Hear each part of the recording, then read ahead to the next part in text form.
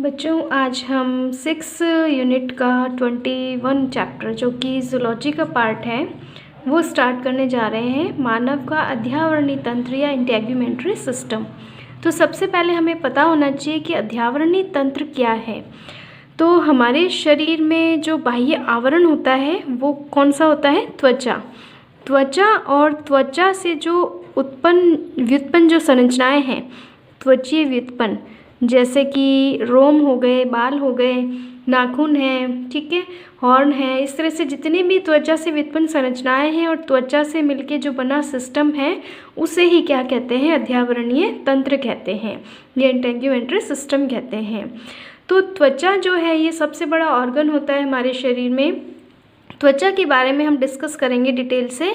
ये जो है इसकी औतिकी हम देखेंगे किस किस से मिलके बना होता है। जो स्किन है उसमें 2 लेयर पाई जाती है। एक है अधिचर्म जिसे कहते हैं एपिडर्मिस, और दूसरी होती है चर्म या जिसे कहते हैं डर्मिस। क्लियर है? एपिडर्मिस और डर्मिस ये 2 लेयर होती हैं स्किन की। अब एपिडर्मिस को हम डिटेल से देखेंगे कि ये जो है किस किस से मिलके बनी होती है, कितनी लेयर्स इसमें पाई जाती हैं। तो एपिडर्मिस की बात की जाए तो ये भ्रूणीय एक्टोडर्म से मिलके बनी होती है। जो भ्रूणीय स्तर होते हैं वो 3 जनन स्तर होते हैं, एक्टोडर्म, एंडोडर्म और मेसोडर्म। तो ये किससे मिलके बनी होती है? एपिडर्मिस भ्रूणीय एक्टोडर्म से जो है ये बनती है। याद रखना है अच्छे से इसको। और दूसरी बात, इसमें ब्लड वेसल्स जो रुधिर वाहिनी हैं वो नहीं पाई जाती हैं। रुधिर वाहिनियाँ इसमें एब्सेंट होती हैं, नहीं पाई जाती।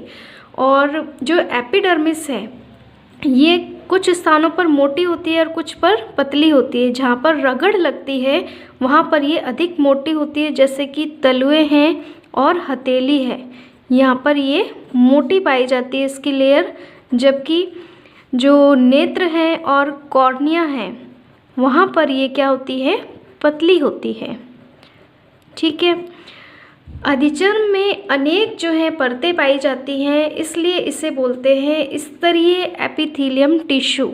ठीक है, स्तरीय एपिथेलियल टिश्यू। ये पूछा जाता है, एग्ज़ाम में पूछ सकते हैं इस पर, किस प्रकार का टिश्यू है ये? स्तरित एपिथेलियल टिश्यू, क्योंकि इसमें बहुत सी जो है वो लेयर्स प्रेजेंट होती हैं। अधिचर्म भी कई जो है ये कुल मिलाकर के 5 स्तरों से मिलके बनी होती हैं। इसमें 5 लेयर्स पाई जाती हैं, 5 लेयर्स होती हैं, 5 परतें पाई जाती हैं। और जबकि चर्म जो होती है ये 2 परतों से मिलके बनी होती है। तो हम अधिचर्म को जो है डिटेल से इसको पढ़ेंगे।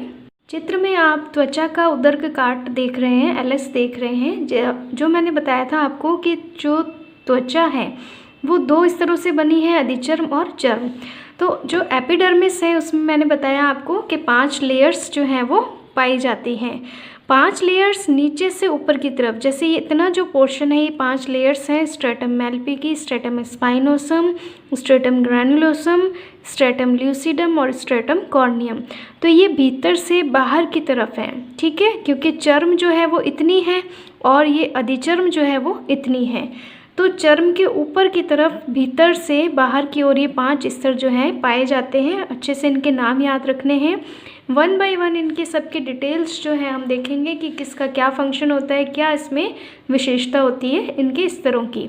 तो ये चित्र है, चित्र भी बहुत इम्पॉर्टेंट है इसका, तो ये भी अच्छे से बच्चों तैयार कर लेना। अब बात आती है अधिचर्म की। 5 स्तर होते हैं। सबसे भीतरी स्तर जो होता है वो होता है स्ट्रेटम मैलपिगी या अंकुरण स्तर। अंकुरण स्तर या स्ट्रेटम मैलपिगी जो स्तर है यह सबसे भीतरी स्तर है। ठीक है, और जो किससे लगा हुआ होता है?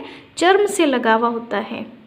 स्ट्रेटम जो मैलपिगी स्तर है वो आपको बताया मैंने सबसे भीतरी स्तर होता है। और इस स्तर की विशेषता होती है कि इसकी कोशिकाएं जो होती हैं लिविंग होती हैं, जीवित कोशिकाएं होती हैं।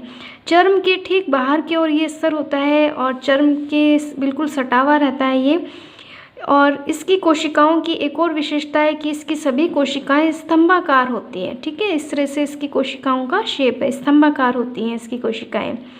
और चर्म में स्थित जो रुधिर कोशिकाएं हैं, ब्लड वेसल्स हैं, चूँकि एपिडर्मिस में नहीं पाई जाती ब्लड वेसल्स, तो जो एपिडर्मिस की जो कोशिकाएं हैं वो पोषण कहाँ से प्राप्त करती हैं? चर्म में स्थित जो रुधिर कोशिकाएं हैं, क्योंकि ये जो स्तर है स्ट्रेटम मैलपिगी ये चर्म के बिल्कुल पास में है, तो इसमें फैली जो ब्लड वेसल्स है उनसे ये डायरेक्ट जो है पोषण प्राप्त करता है। एक टर्म आती है रेटेपेक्स, बहुत ही इम्पॉर्टेंट है, एग्ज़ाम में पूछी जा सकती है और पिछले एग्ज़ाम में आ भी चुकी है। रेटेपेक्स क्या है और ये संरचना कहाँ पाई जाती है? तो ये संरचना त्वचा में पाई जाती है। और क्या है ये जो आप लेयर देख रहे हैं स्ट्रेटम मैलपिगी आप देख रहे हैं, ये इस तरह से उभार और गर्त हैं इसमें, तो ये चर्म में जो है धंसी हुई रहती हैं और इसके जो किनारे हैं, ये जो कगारें हैं ये उभरी हुई रहती हैं। इन्हीं उभरी हुई जो कगारें हैं उन्हीं को क्या कहते हैं? रेटेपेक्स कहा जाता है। बहुत ही इम्पॉर्टेंट टर्म है। रेटेपेक्स क्या है? जो उभरे हुए किनारे हैं अंकुरण स्तर के चर्म में, जो उभरे हुए किनारे हैं या जो कगारें हैं उन्हें क्या कहते हैं? रेटेपेक्स कहते हैं। बहुत ही इम्पॉर्टेंट है। दूसरी बात, एक और इम्पॉर्टेंट चीज़ कि इस मैलपिगी जो स्तर है इसमें वर्णक कोशिकाएं पाई जाती हैं, पिगमेंटेड सेल प्रेजेंट होती हैं। और कौन सा पिगमेंट पाया जाता है? मिलेनिन वर्णक पाया जाता है, जिसकी वजह से त्वचा का जो रंग है वो सभी का अलग अलग होता है। तो पिगमेंट कौन सा होता है इस स्तर में? मिलेनिन पिगमेंट पाए जाते हैं। इनकी कोशिकाओं के बीच बीच में स्थित होती है मिलेनिन कोशिकाएं, जिसके कारण से त्वचा का रंग आता है। तो ये भी क्वेश्चन पूछा जा सकता है कि कौन से स्तर में जो है वर्णक कोशिकाएं पाई जाती हैं, या जो त्वचा का रंग है किस वर्णक की वजह से होता है? वो वर्णक है मिलेनिन, और वर्णक कोशिकाएं अंकुरण स्तर में पाई जाती हैं। क्लियर है बच्चों? स्ट्रेटम जो मैलपिगी है या जो अंकुरण स्तर है, इसके ऊपर की तरफ जो स्तर होता है उसे कहते हैं शूल स्तर या स्पाइनोसम स्तर, स्ट्रेटम स्पाइनोसम। इस स्तर की विशेषता होती है कि इसकी जो कोशिकाएं हैं वो आप देख रहे हो बहुकोणीय होती हैं और शाखित दिखाई देती हैं। बहुकोणीय और शाखित होने के कारण ये एक दूसरे से बहुत मजबूती से जुड़ी रहती हैं, इसलिए इसका कार्य क्या होता है? अधिचर्म को दृढ़ता प्रदान करने का यह कार्य करती है। और जस्ट किसके ऊपर स्थित होती है? स्ट्रेटम मैलपिगी के जस्ट ऊपर पाई जाती है स्ट्रेटम स्पाइनोसम या शूल स्तर। क्लियर है?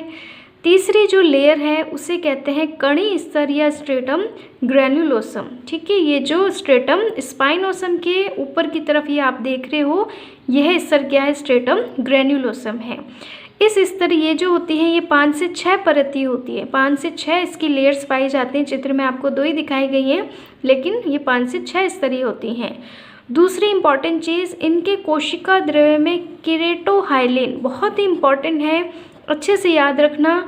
इनकी कोशिका द्रव्य में केरेटोहाइलिन नामक प्रोटीन के सूक्ष्म कण पाए जाते हैं।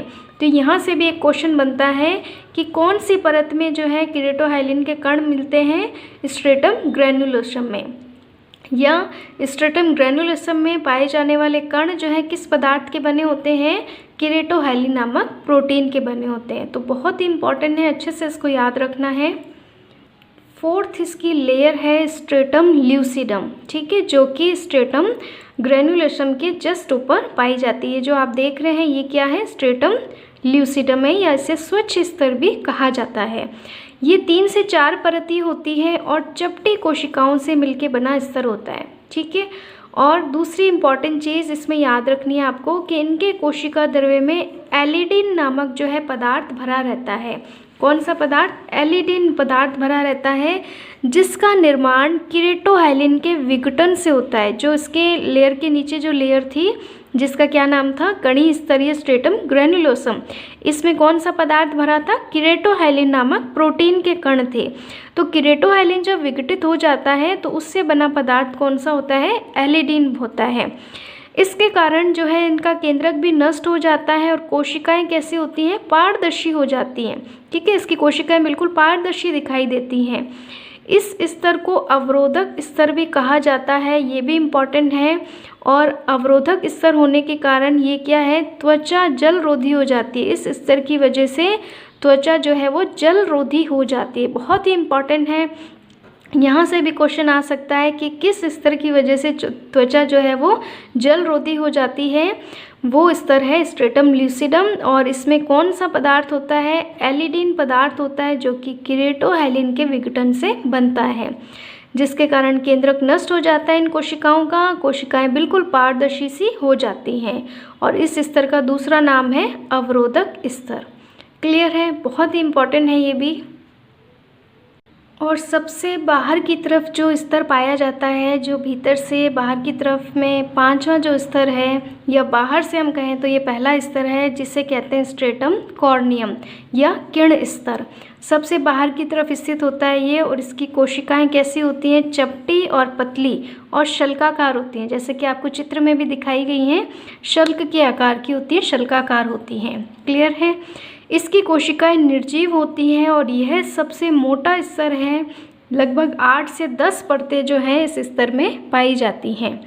दूसरा इसमें याद रखना है कि ये जो केरेटोहेलिन जो पदार्थ नष्ट हो गया था, तो एलिडीन युक्त जो इनका कोशिका द्रव्य है वो सूख जाता है, जिससे जो मृत पदार्थ है या केरेटिन में ये बदल जाता है। जो एलिडीन था इसमें यहाँ से आते आते इसमें उनकी कोशिकाओं में ये पदार्थ जो है, इसकी वजह से इनका कोशिका द्रव्य सूख जाता है, और मृत पदार्थ जो है केरेटिन में परिवर्तित हो जाता है, जिससे जो हमारे नाखून वगैरह हैं वो केरेटिन के बने होते हैं। तो ये केरेटिन जो है इसमें परिवर्तित हो जाता है, और ये तलवों और हथेली पर जो है यह स्तर बहुत मोटा पाया जाता है। दूसरी बात आपको बता दें, जो किरण स्तर है या जो स्ट्रेटम कॉर्नियम है, इनकी कोशिकाएं निर्जीव होती हैं, और लगातार जो है अंकुरण स्तर से लगातार वृद्धि के कारण ये ऊपर की ओर खिसकती रहती हैं। ठीक है, ऊपर की ओर सरकती रहती हैं, जैसे स्किन उतरती है ना, तो वो इसी वजह से होती है, त्वचा से अलग होती रहती है, यानी त्वचा की सफाई होती रहती है, और जिससे त्वचा जो है वो जीवाणु रहित हो जाती है। क्लियर है? एक टर्म आती है जिसे कहते हैं श्रृंगी भवन या केरेटिनाइजेशन। ये क्या होती है? ये भी कभी कभी एग्जाम में पूछ ली जाती है, तो उसको भी याद रखना कि जो अधिचर्म की बाहरी कोशिकाओं में, अभी बताया था आपको स्ट्रेटम कॉर्नियम में क्या होता है, केरेटिन बन जाता है। तो इसी केरेटिन बनने की क्रिया को ही क्या कहते हैं? केरेटिनाइजेशन या श्रृंगी भवन कहा जाता है। अधिचर्म की सबसे बाहरी कोशिकाओं में निर्जीव केरेटिन बनने की क्रिया को ही केरेटिनाइजेशन या श्रृंगी भवन कहा जाता है, और इस क्रिया के द्वारा सुरक्षा हेतु जो बाह्य कंकाल हैं उनके विभिन्न अंग बनते हैं, जैसे कि बाल है, नाखून है, वो इसी क्रिया के माध्यम से बनते हैं। तो ये हुई सारी अधिचर्म। अधिचर्म में हमने 5 स्तर पढ़े हैं, बहुत ही इम्पॉर्टेंट है। आगे हम देखते हैं चर्म, क्योंकि अधिचर्म के निचला जो स्तर है वो क्या कहलाता है? चर्म या डर्मिस। जो चर्म या डर्मिस है ये भ्रूणीय मेसोडर्म से बनती है। ठीक है, तो हम कुल मिला के कह सकते हैं कि त्वचा जो होती है वो एक्टोमेसोडर्मल होती है, क्योंकि एपिडर्मिस एक्टोडर्म से निर्मित हो रही है, जबकि डर्मिस जो है वो मेसोडर्म से बन रही है। अधिचर्म से ये स्तर जो होता है वो 2 से 3 गुना ज़्यादा मोटा होता है। अधिचर्म तो आपने देखा सिर्फ ऊपर की तरफ थोड़ी सी होती है, लेकिन चर्म जो होती है वो 2 से 3 गुना मोटी होती है। यह लोचदार होती है और मजबूत होती है। चर्म का अधिकांश भाग जो है ये तंतुमय संयोजी उत्तकों से बना होता है। ठीक है, याद रखना, तंतुमय संयोजी उत्तकों से अधिकांश जो है चर्म का भाग बना होता है। चर्म में 2 भाग पाए जाते हैं, एक तो होता है पेपिलरी पार्ट और दूसरा होता है रेटिकुलर पार्ट या जालिका स्तर। जो पेपिलरी भाग है, पेपिलरी जो लेयर्स हैं वो पतला होता है, उसमें पतले कोलेजन तंतु, लचीले तंतु, ब्लड वेसल्स, ये सब इसमें पाए जाते हैं। और दूसरी बात ध्यान रखना, इसमें रसांकुर भी होते हैं। रसांकुर समान जो है वो प्रवर्ध पाए जाते हैं, जिस पर कि अधिचर्म टिकी हुई रहती है। इसके अलावा जो दूसरा स्तर है रेटिकुलर स्तर, ये मोटा होता है, और इसमें क्या क्या चीज़ें पाई जाती हैं? इसमें जितनी भी ग्रंथियां हैं, रोम पुटिकाएँ हैं, जितने भी संवेदांग हैं वो पाए जाते हैं, और साथ में वसीय स्तर भी जो है इसमें पाया जाता है। तो कुल मिलाकर के हम कह सकते हैं कि जो डर्मिस है उसमें white collagen fibre, yellow collagen fibre, blood vessels, तंत्रिकाएँ, अरेखित पेशी तंतु, जितने भी त्वचीय संवेदांग हैं, त्वचीय ग्रंथियां हैं, रोम पुटिकाएँ हैं, ये सभी संरचनाएं जो हैं इस डर्मिस के अंदर पाई जाती हैं। ठीक है, क्लियर है? डर्मिस के निचले भाग में जो है त्वचा मोटा जो है वसीय ऊतक का स्तर पाया जाता है जो कि तापरोधी होता है और ये त्वचा को सुडौल बनाए रखने में भी सहायता करता है। तो इतना पार्ट जो आपने पढ़ा है ये है एपिडर्मिस और जो नीचे का पार्ट है वो क्या है, डर्मिस है। क्लियर है।